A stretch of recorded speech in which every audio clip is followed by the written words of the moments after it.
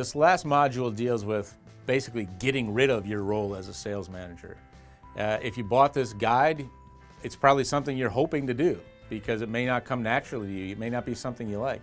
So the question is, should I hire a sales manager? The short answer, and you can hit the next unit if you'd like right now, the short answer is hell no, you should not hire a sales manager.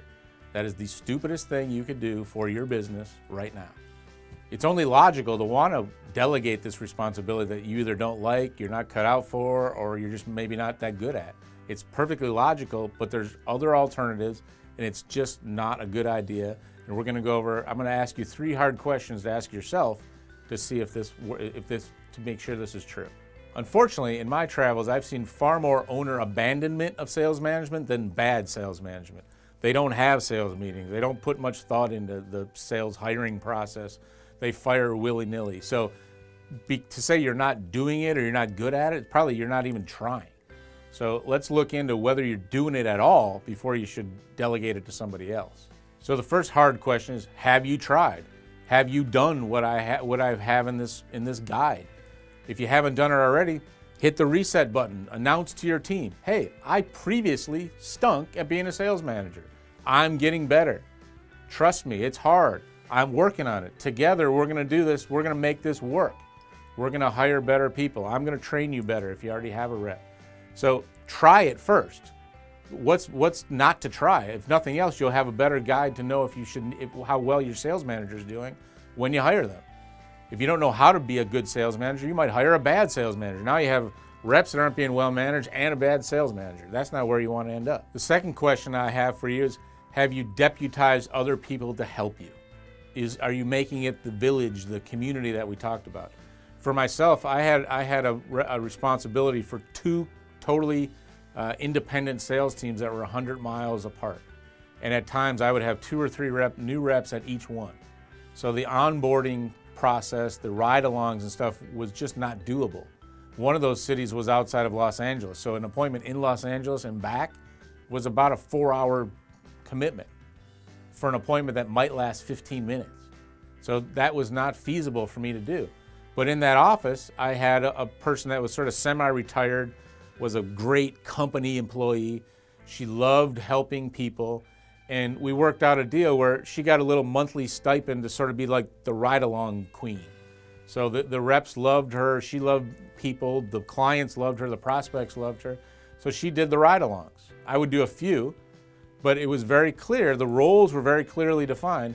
This person was not your manager, that's not who you went to get a day off or to ask for a raise or any of that other stuff. She was your ride-along mentor. So she was deputized for a very, very specific role, and you can look into your own system and see what those roles are. But before you give up on sales management altogether, find people to do little parts of the job. The third question is kind of a weirdly stated question, but what else aren't you good at? Maybe there's a way to solve to get 2 birds with 1 stone. Maybe you have some if you're an owner that loves operations and you're not a great salesperson, you might need a high-powered salesperson, not a sales manager. If you're an owner that's great at sales but a little weak on the operations, maybe you bring in an operations person. If you have this scenario where you need some help in operations or accounting or something like that, consider bringing in what I would call a general sales manager, which is actually what I'm technically sort of most skilled at. Somebody that understands the business, the accounting, the technology, the marketing, all that stuff, to be an assistant owner, if you will, who also happens to run the sales management playbook. So to bring somebody in, frankly, sales management is not a full-time job. Even in the situation that I described, I was still doing all sorts of other things. And you will too. You have to. You're the owner of the business.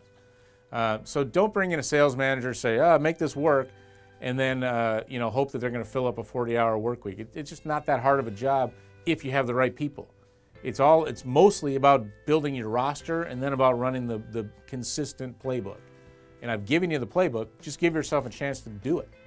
A little side note on whether I should hire a sales manager part is, before you even commit to this idea, maybe go try and find some. I can tell you, it's not a skill that has a lot of people out there doing. The only true sales managers in the world that I'm familiar with are at very big companies, and they're most likely not going to come work for a small business directly for an owner. It's a very distinct skill set. that takes a lot of energy, a lot of practice, and most organizations just don't invest in it.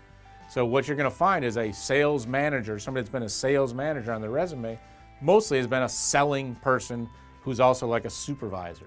They don't have your interest, they don't have your experience. So don't just jump the gun and say, I'm going to get a sales manager, because frankly, you're probably not going to find a great one. And if they don't agree with a lot of stuff that's in this guide, or if they kind of fall short on, if you ask them questions that I'm answering in here, if they don't know the answers to those, most likely they're not a real sales manager. So the bottom line is, you can do this. A small business owner like you is directly linked with their sales rep. That sales rep is their lifeblood. They have to know you have to know what's going on. They have to believe in you, but you have to know what's going on. And the only way you're going to know is by direct contact. If you bring in a sales manager, now all of a sudden you're one layer away from the details. You got a little buffer zone there. You got two people potentially kind of covering their butts and making up excuses. And now you don't know who to believe. You're setting yourself up for failure. Do the job, be the owner, sales manager, all in one. Do it correctly, deputize some folks for help, and get the job done.